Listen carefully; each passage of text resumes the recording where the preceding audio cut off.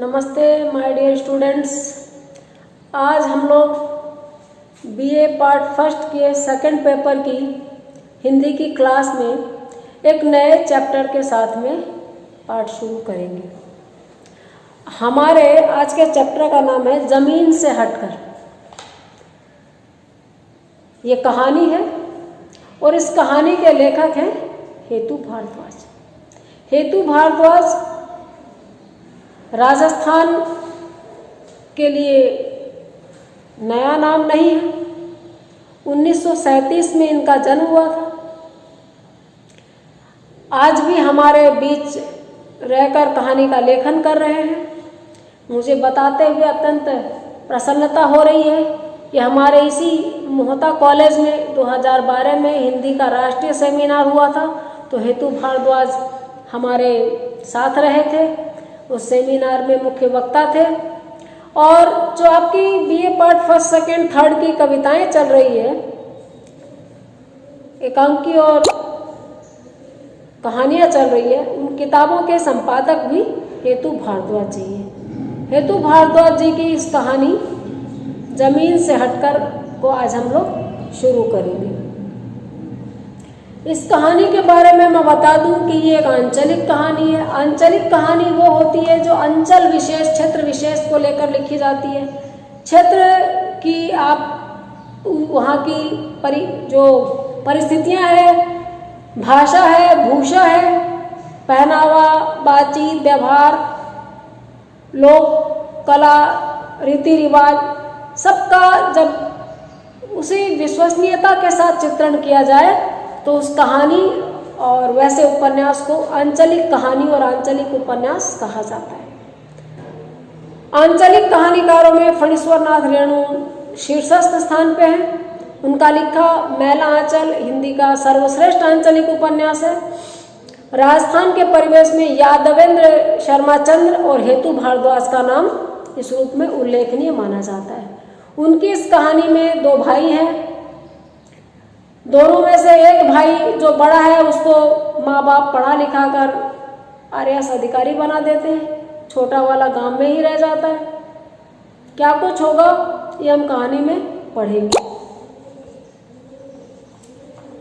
गंगाधर अपने छोटे भाई विद्याधर की चिट्ठी को कई बार पढ़ चुका है। पत्र बहुत छोटा था मगर उसका एक एक शब्द उसे भीतर तक कचोट रहा था। विद्याधर ने लिखा था, भैया यदि उचित समझो तो कुछ पैसे भेज दो ताकि माँ को एक बार जयपुर दिखाऊं। मरना तो उसे है ही मगर अपना भी तो कुछ फर्ज है, इसलिए आपको लिख रहा हूँ। गंगाधर आईएएस अधिकारी है। विद्याधर गांव में रह गया, उसका छोटा भाई है। गंगाधर को पढ़ाने लिखाने में माता पिता ने संपूर्ण जोर लगा दिया और विद्याधर इस आस में रह गया कि बड़ा भाई कुछ बन गया तो उसको पढ़ा देंगे, लेकिन ऐसा नहीं हो पाया। गांव में माँ बीमार है, भाई माँ को रखता है। चिट्ठी इसलिए लिखी है कि वो बहुत ज़्यादा बीमार है और उसके पास गुंजाइश नहीं है कहीं जयपुर वगैरह दिखाने की, तो कह रहा है कि छोटा सा पत्र है। लेकिन गंगाधर अपने भाई की चिट्ठी को पढ़ करके उसके शब्दों के मर्म को देख करके अपने दिल में कचोट महसूस कर रहा है। भाई ने लिखा था कि यदि उचित समझो तो कुछ पैसे भेज दो ताकि माँ को जयपुर दिखा लाऊं। ज़्यादा जोर नहीं दिया, भाई तुम इतने बड़े अधिकारी हो, तुम्हारे पास किसी चीज़ की कमी नहीं है, लेकिन तुमको जोर नहीं आए, जरा सा ठीक लगे तो भेज देना। मरना तो उसको है ही, देखो बूढ़ी हो गई है, बीमार रहती है, लेकिन कल को हमें ग्लानि नहीं हो और हम उसके बेटे हैं, हमें पाला पोसा है, तो इतना तो हमारा फर्ज बनता है कि हम उसके लिए कुछ करें, इसलिए आपको चिट्ठी लिख रहा हूँ। 10वीं पास विद्याधर ने कितना गहरा तीखा व्यंग उसके प्रति किया है। 10वीं पास है वो, लेकिन कितना गहरा तीखा व्यंग है। वह जानता है कि इन शब्दों में लिखने में विद्याधर को ज्यादा वक्त नहीं लगा होगा। लंबी चौड़ी चिट्ठी नहीं है, 2 लाइन की चिट्ठी लिखकर भेजी और उसको पता है कि उसके भाई को इसको लिखने में ज्यादा वक्त नहीं लगा होगा। उसने गंगाधर से रुपए भेजने की प्रार्थना की है, बल्कि उसे कटघरे में खड़ा कर दिया। प्रार्थना तो की ही है, लेकिन ज्यादा तो कटघरे में खड़ा किया है कि मरना तो माँ को है ही, लेकिन कुछ फर्ज हमारा भी बनता है और आपको ठीक लगे तो थोड़े पैसे भेज दो जिससे माँ को बड़े शहर में दिखा लो। उसे लगा वह वाकई अपराधी है और विद्याधर के समक्ष बहुत ही छोटा हो गया है।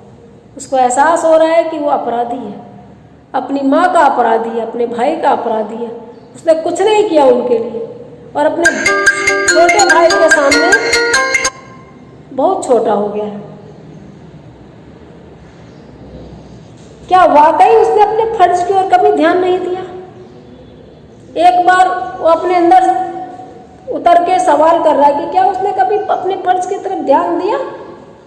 उसकी आंखों के सामने बूढ़ी माँ का झुर्रियों से भरा चेहरा घूम गया और साकार हो गया एक परिवेश। उसके सामने उसकी माँ का झुर्रियों भरा चेहरा घूम गया और घर का वो परिवेश, वो वातावरण सारा याद आ गया।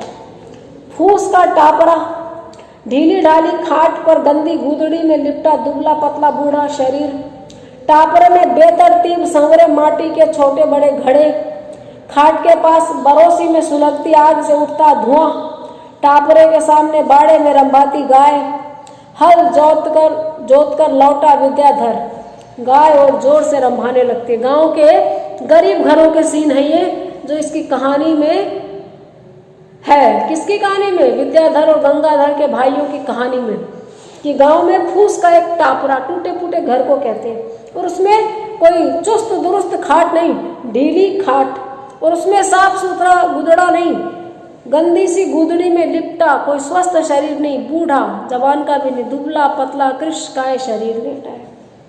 टापरे में बेतरतीब संवरे माटी के घड़े, माटी के घड़े थे इनके यहाँ, लेकिन कभी किसी जमाने में इसकी माँ ने उन पर रंग रोगन किया होगा तो वो घड़े आज बिखरे पड़े हैं। खाट के पास बरोसी यानी सिगड़ी में सुलगती आग है, शायद इसको ठंड लगती होगी तो खाट के पास ही आग है, तो उसमें धुआं भी है। टापरे के सामने गाय बंधी हुई है, गाय डांगर रखते हैं गांव वाले लोग। हल जोत कर खेत से विद्याधर लौटा है, और जब गाय भैंस बंधे और कोई लौटता है तो वो रंभाती है, उनके गले की घंटी बजती है, तो गाय जोर से रंभाई तो माँ को लगा कि बेटा आ गया। माँ भीतर से पूछते कौन है भाया? विद्या। टापरे से माँ की छीण आवाज। विद्याधर को माँ तो विद्या ही कहेगी। आवाज लगाती धीरे से, खटखट की सुन के गाय भैंसों की वो गले की घंटी की, कौन है भाया? विद्या। ये बाहर आयो माँ, बस अभी आया माँ, कहकर विद्याधर का माँ की खाट के पास पहुंचना, माँ की खाट के पास पहुंचा है और पूछता है काई हाल है, कैसी है? के हाल हो से तो राम जी पास उठा। खांसी छिड़ गई। जब बेटे ने पूछा कि क्या हाल है तो कहती है के हाल हो सी, ये तो भगवान मना उठा ले।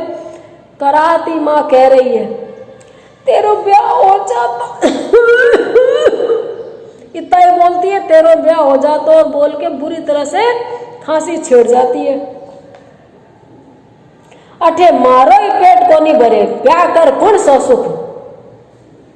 विद्याधर बहुत आक्रोशित है, दुखी है, बोलता है अपना खुद का तो पेट हम दोनों का भर ही नहीं रहा है, तो मैं क्या किसी और का पेट भर दूंगा।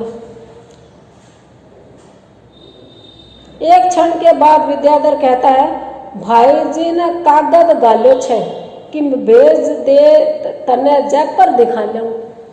भाई जी को कागज गाल्यो है मतलब बड़े भैया को गंगाधर को चिट्ठी लिखी है, वो कुछ रुपए पैसे भेज देगा तो तुमको जयपुर दिखा दूंगा। ये तो मन राम जी देख गुस्सा और खांसी दोनों साथ। माँ क्रोधित हो उठी, मरगो तेरो भायो क्या भेजसी सत्यानाशी।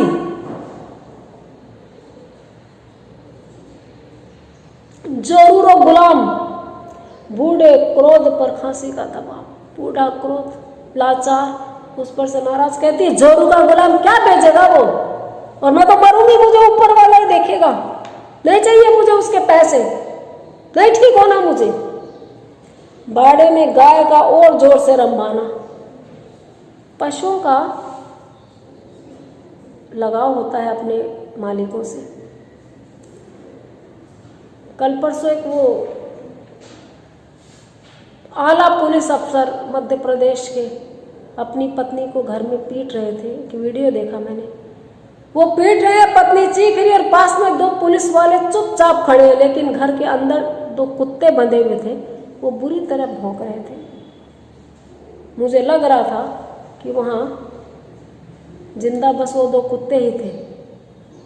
तो यहाँ पर जब वो माँ भी इस तरह से करा कर गुस्से में बोल रही है तो गाय और जोर से रंभाने लगी। सीन चेंज होता है। गंगाधर उस चिट्ठी को लेके गुम खड़ा है। उसको एक आवाज सुनाई पड़ती है, कोई प्रेजेंट खरीद लाते, शाम को शर्मा जी के यहाँ चलना है। पत्नी के स्वर से उस परिवेश को बिखेर दिया। पत्नी के स्वर ने उस परिवेश को बिखेर दिया। चिट्ठी को लेके माँ, बीमार भाई, वो सब उसकी यादों में था। जब पत्नी ने कहा कि भाई कोई प्रेजेंट, कोई गिफ्ट ले आते, शाम को शर्मा जी क्या चल रहा है ना, तो जैसे एक ठहरी हुई झील में हम कंकड़ फेंके और पानी उर्मियों में बिखर जाए, ठीक वैसे ही उसकी तंद्रा भंग हुई। उसका परिवेश भिन्न हुआ, छिन्न हुआ और वो वापस वर्तमान में आया। हाँ, गंगाधर ने जैसे सुना ही नहीं कि क्या कह दिया है। अरे शर्मा जी के बेटे की बर्थडे पार्टी है ना, कुछ खरीद लाओ। पत्नी ने जैसे जगाया, भाई शाम को जाना है ना बर्थडे पार्टी में, तो फिर कुछ ले आओ गिफ्ट में, खाली हाथ थोड़े जाएंगे। इसने अभी अभी वो चिट्ठी पढ़ी है तो थोड़ा सा खोया खोया सा है। धीरे से पूछता है, वहाँ क्या चलना जरूरी है? क्या तुम्हें उन्होंने इनवाइट नहीं किया? पत्नी गुस्से में पूछते, इनवाइट नहीं किया क्या तुमको जो पूछ रहे हो?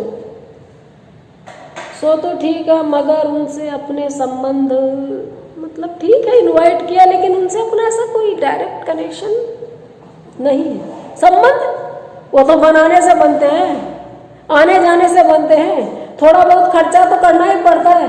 अब तुम अपनी खोली में बैठे रहो तो कौन पूछेगा? पत्नी ने बहुत तुनक कर कहा, हम किसी के नहीं जाना चाहे तो घर वाले भी कहते हैं तुम किसी के आओगे जाओगे नहीं तो तुम्हारे कौन आएगा। जैसे बड़ा जरूरी है कि कोई हमारे आए फिर हम उनके यहाँ जाए। सास को पूछ नहीं रही है बेटा, माँ को पूछ नहीं रहा है, भाई को पूछ नहीं रहा है। पत्नी कह रही है शर्मा जी के यहाँ तुमको बुलाया है ना, और संबंध तो आने जाने से बनते हैं और संबंध बनाने के लिए कुछ खर्चा करना पड़ता है। गंगाधर सहम गया, इतनी जोर से डांट पड़ी कि सहम गया। पत्नी रसोई में चली गई, वह यूं ही थका सा पड़ा रहा। पत्नी चली गई रसोई में, वो पड़ा रहा थक करके। दरअसल गलती तो उसने ही की, वरना गंगाधर 10वीं पास करने के बाद खेती काम में नहीं पड़ता। गंगाधर मिस प्रिंटिंग है, विद्याधर। वो अपने आप को आज आईने में देख रहा है और महसूस कर रहा है कि वो गलती उसकी थी, वरना उसका छोटा भाई 10वीं पास करने के बाद खेती के काम में ही नहीं पड़ता। और खेती भी क्या, बस नाम भर की, क्या खेती है। वह तो उससे कई बार कह चुका है कि कुएं की मरम्मत करा दे और उसकी बिजली लगवा दे। वो तो ये भी कह चुका है कि एक जो कुआं है उसकी मरम्मत करा दो और बिजली लगा दो, तो खुद की बिजली, खुद का पानी होगा तो अच्छी सिंचाई होगी, तो फसल भी अच्छी हो जाएगी। मगर उसने विद्याधर की कोई सहायता नहीं की है, लेकिन अपने छोटे भाई की उसने कोई सहायता नहीं की। उसने माँ और विद्याधर को असहाय अवस्था में छोड़ दिया, अपनी माँ को और अपने भाई को बिल्कुल वहीं छोड़ दिया, असहाय अवस्था में। पिता पोस्टमैन थे, जो कुछ उन्हें मिलता था उसकी पढ़ाई में खर्च हो जाता था। पिता डाकघर में काम करते थे, जो कुछ उनको मिलता था वो सब का सब इसकी पढ़ाई में खर्च हो जाता था। बीमा वगैरह से कर्ज लेकर उसका ब्याह कर दिया और कुछ बीमा, कुछ लोन, जो भी लाइफ इंश्योरेंस थी उससे उनकी शादी कर दी। पिता सोचते थे कि उसे नौकरी मिलते ही सब कुछ ठीक हो जाएगा। पिता सोचते थे जैसे ही ये कमाने लगेगा तो घर के हालात सुधर जाएंगे, पर ये पैसों की क्या होने लगेगी।